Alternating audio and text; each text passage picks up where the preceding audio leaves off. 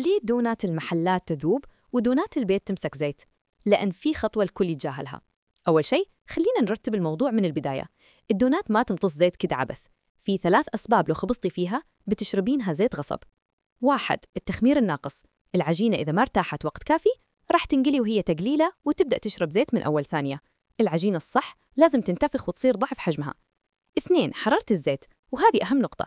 لو الزيت باعد الدونات بتجلس تمتص فيه كأنها سفنجة، ولو حار بزيادة تحمر من برا وتبقى نية من جوا. الحرارة الصح من 170 إلى 180. 3. سمك العجينة، لو فردتيها نحيفة مرة راح تستوي بسرعة وتبدأ تشرب زيت. لازم تكون متوسطة، لا رقيقة ولا سميكة وبس. لو ضبطتي هالثلاثة تتغير دوناتك 180 درجة، تصير خفيفة وتلقط اللون الذهبي بدون ولا نقطة زيت زائدة. طيب كيف أسوي عجينة دونات ما تشرب زيت؟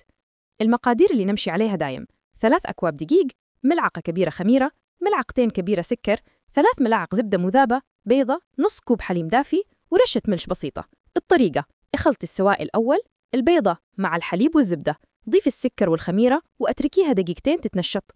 ضيفي الدقيق والملح واعجني لحد ما تصير عندك عجينة ناعمة. غطيها وخليها ترتاح 45 إلى ساعة لحد ما تتضاعف.